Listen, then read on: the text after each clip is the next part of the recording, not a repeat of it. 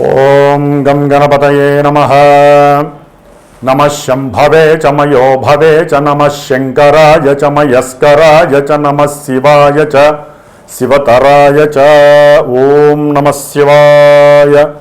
ఓం త్రయంబకం యజామహే సుగంధిం పుష్టివర్ధనం ఉర్వారుకమివ బంధనాన్ మృత్యోర్ముక్షీయమామృతాతో. ఓం మృత్యుంజయేశ్వరాయ నమః. ఓం శమగ్నిరగ్నివిష్కరశ్చన్నస్తపతు సూర్యః శంబాతో వాత్వరప అపసృతః. ఓం శం శనైశ్చరాయ నమః. జ్ఞానసిద్ధిని వీక్షిస్తున్నటువంటి ప్రేక్షకులందరికీ కూడా శని భగవంతుడి యొక్క అనుగ్రహముతో ఈ 135 రోజులు అనగా జూలై 27వ తేదీ నుండి డిసెంబర్ 11వ తేదీ వరకు కూడా ఈ 135 రోజులు మన యొక్క భూమి మీద శనైశ్చరుని యొక్క వక్రగతి సందర్భముగా ఆయన యొక్క పాపపు కిరణాలు అత్యంత వేగవంతంగా చాలా ప్రతికూలమైనటువంటి పరిస్థితుల్ని కలుగజేసేటటువంటి స్థితిగతుల్లో మనందరము కూడా కర్మలని అనుభవించడానికి సిద్ధంగా ఉండాలి. కాబట్టి ఆ ఈశ్వరుడు హనుమంతుల వారు శనైశ్చరుని యొక్క అనుగ్రహము పరిపూర్ణంగా కలగాలని ఆశిస్తూ ఆశీర్వదిస్తూ మరి మనకి మేషరాశి నుంచి ద్వాదశ రాశులైనటువంటి మీనరాశి వరకు కూడా ఏ ఏ రాశుల వారికి ఈ యొక్క శనిగ్రహ వక్రత్వ ప్రభావము ఏ విధంగా ఉంటుంది, మరి ఈ రాశుల్లోనే కొంతమందికి ఏలినాటి శని ప్రభావము, అష్టమ శని ప్రభావము, అర్ధాష్టమ శని ప్రభావము, ఈ విధంగా శని యొక్క ప్రభావాన్ని ఎంతోమంది ఎన్నో రోజులుగా మరి ఆయన యొక్క వేదనకి గురై, ముఖ్యంగా కొంతమంది వారి యొక్క జన్మజాతక రీత్యా ఈ శని మహర్దశ జరిగేవాళ్ళు, శని మహర్దశలో రాహువు, రాహు మహర్దశలో శని, అట్లాగే శని మహర్దశలో శుక్రుడు, శుక్ర మహర్దశలో శని, శనిలో కేతువు, కేతువులో శని, ఈ విధంగా పాపగ్రహాలు శని కుజ, శని రాహు, శని కేతు, శని రవి, ఈ గ్రహాల యొక్క దశలు అంతర్దశల్లోనూ, శుక్రుడి యొక్క అంతర్దశల్లోనూ దశల్లోనూ ఈ యొక్క శని యొక్క ప్రాబల్యము అత్యంత మరి ఘోరాతి ఘోరమైనటువంటి ఎన్నో భావాలని ఆయన యొక్క కండిషన్లోకి తీసుకొని నానా రకాలైనటువంటి ఆటంకాలు, ఇబ్బందులు, ప్రతిబంధకాలు, సమస్యలు, తట్టుకోలేనటువంటి మానసికమైనటువంటి విచార దోషాలను కలుగజేసేటటువంటి శని భగవానుడు మరి పాపగ్రహమై, ఒక గ్రహము ఎప్పుడైతే పాపగ్రహమై వక్రిస్తుందో అది ఇంకా పాపత్వాన్ని ఇస్తుందని మన యొక్క శాస్త్రము తెలియజేస్తోంది. అయితే ఇక్కడ ఒక చిన్న విషయాన్ని గ్రహించాలి. మనకి జన్మరాశి అనేటటువంటిది మానసిక ప్రభావాన్ని మాత్రమే కలిగి ఉంటుంది, కలుగజేస్తుంది. కానీ జన్మజాతకము అనేటటువంటిది మనం పుట్టినటువంటి ప్రదేశం ప్రకారం, మనం పుట్టిన సమయం ప్రకారం, తేదీ ప్రకారము ఒక లగ్నము ఆచ్ఛాదనై, ఆ లగ్నం నుంచి ఈ శని భగవానుడు 1వ స్థానమా, 2, 3, 4, 5, 6, 7, 8, 9, 10, 11, 12 ఈ ఏ భావాలకి ఆయన ఆధిపత్యం కలిగి ఉన్నాడు, శుభగ్రహ భావాలకి అశుభగ్రహ భావాలకి ఆధిపత్యం పట్టి ఉన్నాడా, దీన్ని కూడా లెక్కలోకి వేసుకుంటూ మరి ఆ లగ్నం నుంచి ఈ శని యొక్క సిచ్యువేషన్స్ ఏమిటి, ఏ భావాల్ని ఆయన ఆధారపడి ఉన్నాడో గోచారంలో ఆ భావాలకి తగ్గట్టుగా మానసిక విచార దోషాలని కలుగజేస్తాడు ఈ శని భగవానుడు. మరి ఈ యొక్క కలియుగంలో శని బాధల నుంచి ముఖ్యంగా ఈ వక్రించిన పాపగ్రహమైనటువంటి పాపత్వాన్ని ప్రసాదించేటటువంటి మరి కలికి అత్యంత దగ్గరగా సహకరిస్తూ ఉండేటటువంటి ఈ యొక్క శని యొక్క బాధల నుంచి తప్పించుకోవడానికి ఒక చిన్న శ్లోకాన్ని చెప్తాను. కర్కోటకస్య నారస్య దమయంత్యా నలస్య చ ఋతుపర్ణస్య రాజర్షే కీర్తనం కలినాశనం. అంటే మనకి అందరికీ తెలిసినటువంటి విషయం నల దమయంతుల యొక్క చరిత్ర. దీంట్లో నలుడు మహారాజు చక్రవర్తి అయి ఉండి కూడా ఎంతో ఘోరమైనటువంటి కష్ట నష్టాలను అనుభవించటంలో శని యొక్క పాత్ర, ఏలినాడి శని పాత్ర మనం చదువుకోవాల్సిందే. కాబట్టి నలదమయంతుల యొక్క చరిత్ర చదివినా కూడా ఈ యొక్క సిచ్యువేషన్లో వారికి ఉన్నటువంటి శని దోషాలు తొలగిపోవటానికి అవకాశాలు ఎక్కువగా ఉంటాయి. కాబట్టి మరి ముఖ్యంగా ఈ యొక్క శని మహర్దశల్లో ఈ యొక్క శని దాదాపుగా మనకి ఈ జూలై 27వ తేదీ నుండి డిసెంబర్ 11 వరకు కూడా రేవతి నక్షత్రంలో 3వ పాదంలో వక్రించినటువంటి శని దాదాపుగా అక్టోబర్ 8వ తేదీ వరకు కూడా అదే నక్షత్రంలో వక్రించి వెనక్కి వస్తూ ఉంటాడు. అట్లాగే ఈయన డిసెంబర్ 11 వరకు కూడా సొంత నక్షత్రంలో వక్రించడం ఇంకా ఘోరమైనటువంటి ప్రభావాలని మనకి ప్రసాదిస్తూ ఉంటాడు కొన్ని రాశుల వారికి. ఆ రాశులు ఏంటో మనం తెలుసుకుందాం.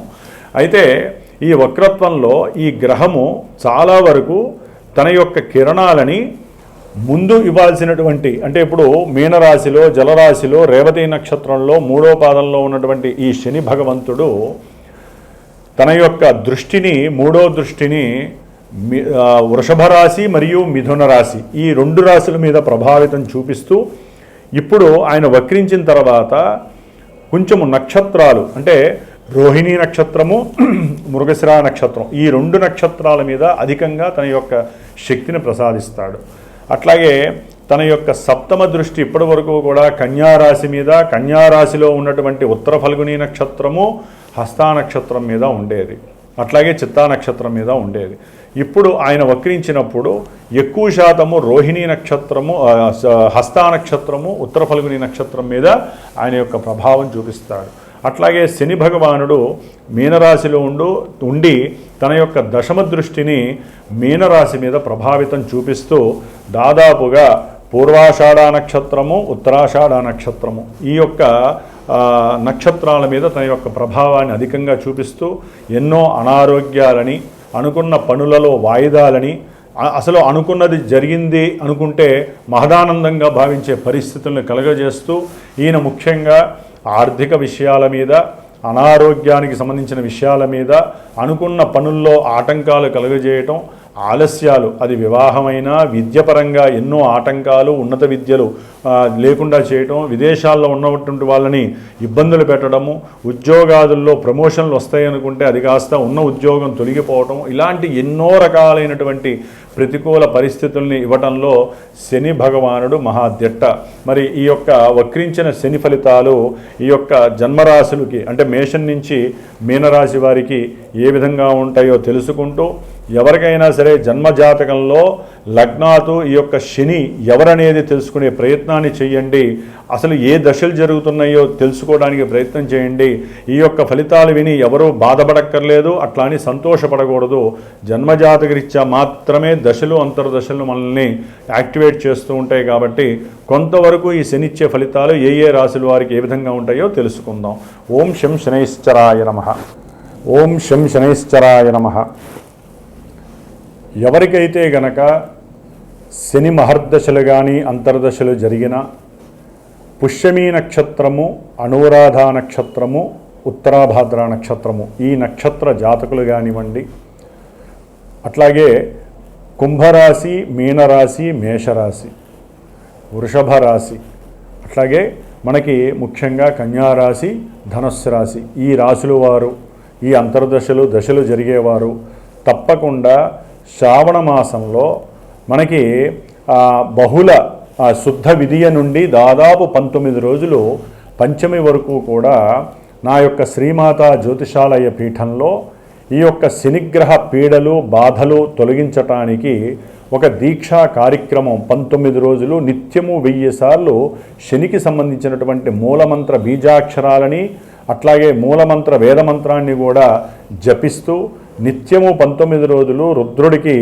శనిగ్రహ పాశుపత రుద్రాభిషేకాన్ని ఆచరిస్తూ ఎవరైతే ఈ యొక్క శని బాధలు అనుభవిస్తున్నారో, ఇప్పుడు చెప్పబోయేటటువంటి కొన్ని రాశుల వారికి ఏ విధమైనటువంటి సమస్యలు అయితే కలుగుతున్నాయో ఆర్థికంగా, విద్యపరంగా, కళ్యాణపరంగా, అట్లాగే ఉద్యోగపరంగా, వ్యాపార రీత్యా, సంతానపరంగా ఆలస్యాలు కానీ ఆటంకాలు కానీ జరుగుతున్నాయో వారు గనక నా యొక్క పీఠానికి ఫోన్ చేసి సంప్రదిస్తే గనక విశేషముగా ఈ 19 రోజుల్లో నేను చేసేటటువంటి ఈ యొక్క జపాన్ని, విశేషమైనటువంటి పాశుపత రుద్ర అభిషేకాన్ని, ముఖ్యంగా ఎవరైతే ఈ యొక్క కార్యక్రమంలో తమ యొక్క గోత్రనామాదులు ఇచ్చి పాల్గొంటారో వారికి శనిగ్రహ రక్షా కవచాన్ని విశేషంగా ప్రసాదించి ఈ 19 రోజుల్లో ఒకరోజు మందపల్లి స్వామివారి యొక్క దివ్యక్షేత్రంలో ఆ స్వామివారి దగ్గర ఆ యొక్క రక్షా కవచాల్ని చక్కగా స్వామివారికి అభిషేకంలో ఉంచి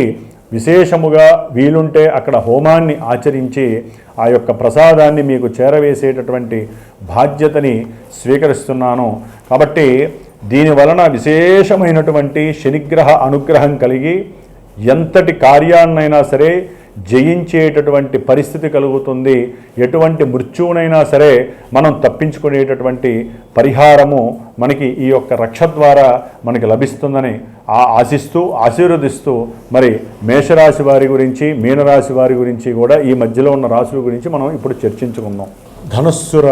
ధనుస్సు రాశి వారికి మరి ఇప్పటి వరకు అర్ధాష్టమ శని ప్రాబల్యము వీరిని ఉక్కిరి బిక్కిరి చేసి ఆరోగ్యరీత్యా గృహ భూపరమైనటువంటి సమస్యలు, మాతృ సంబంధిత అనారోగ్య సమస్యలు, అట్లాగే ఉద్యోగాదుల్లో ఒక చోట స్థిరంగా ఉండాలి అనుకున్నా కూడా ఎన్నో రకాల ఆ స్థిరంగా ఉండడానికి ఎంతోమంది శత్రువుల్ని అధిగమించినటువంటి పరిస్థితులు.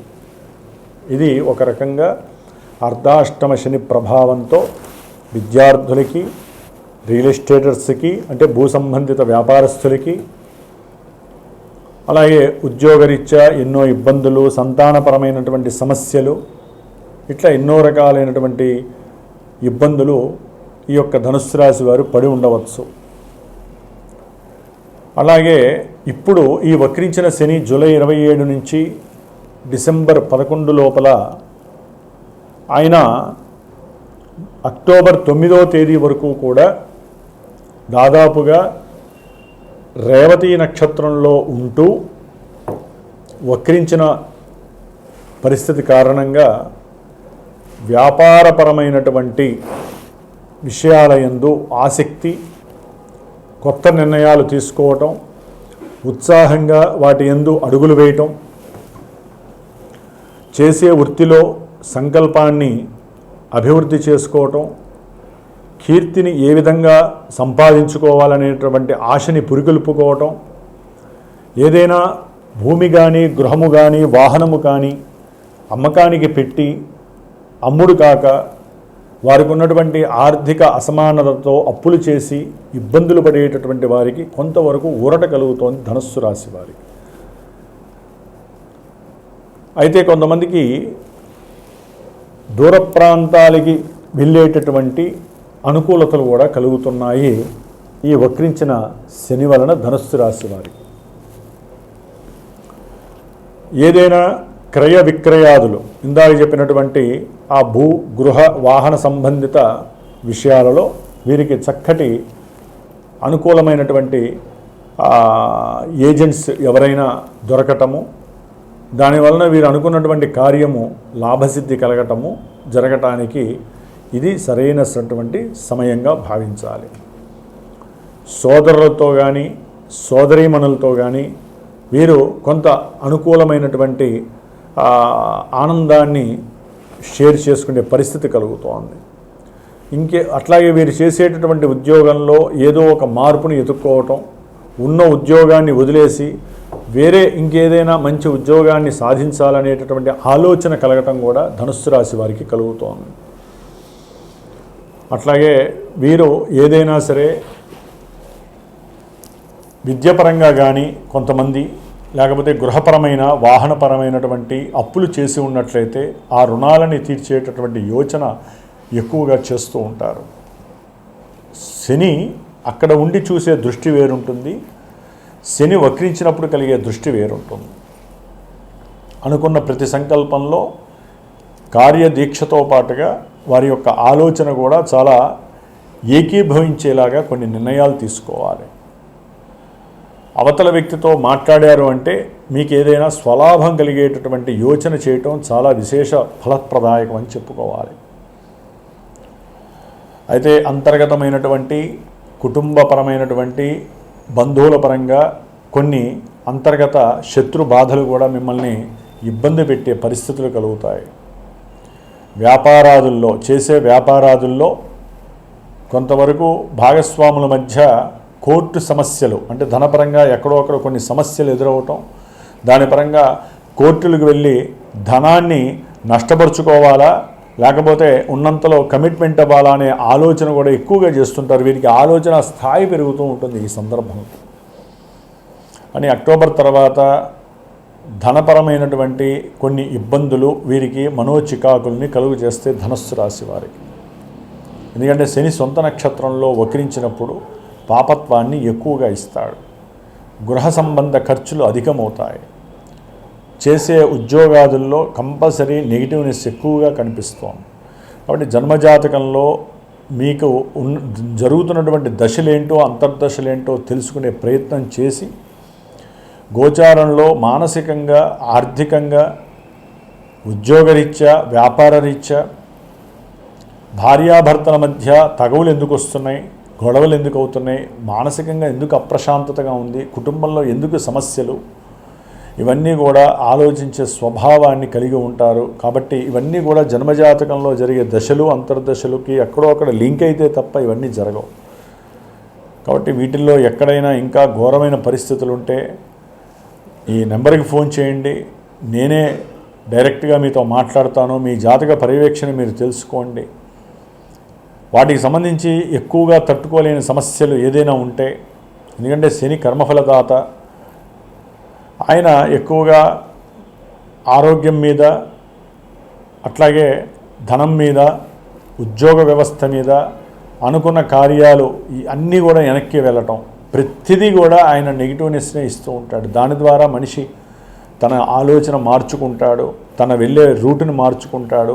ఎంత కష్టాన్నైనా సరే అధిగమించి తను అనుకున్న ప్రయత్నాన్ని చేయాలని సంకల్పిస్తాడని శని యొక్క నిర్ణయం. కాబట్టి ఇక్కడే మనం భరాయించే తత్వాన్ని కలిగి ఉండాలి. కాబట్టి ధనుస్సు రాశి వారికి కొంత అనుకూలమైనటువంటి పరిస్థితులు కలగవచ్చు అని అభిప్రాయము. అది జన్మజాతకంలో మీకు ఏదైనా దశలు కానీ అంతర్దశలు లగ్నానికి అనుకూలంగా ఉంటే గనక కొంతవరకు ఇది అనుకూలత్వం. ఓం శం శనైశ్చరాయ.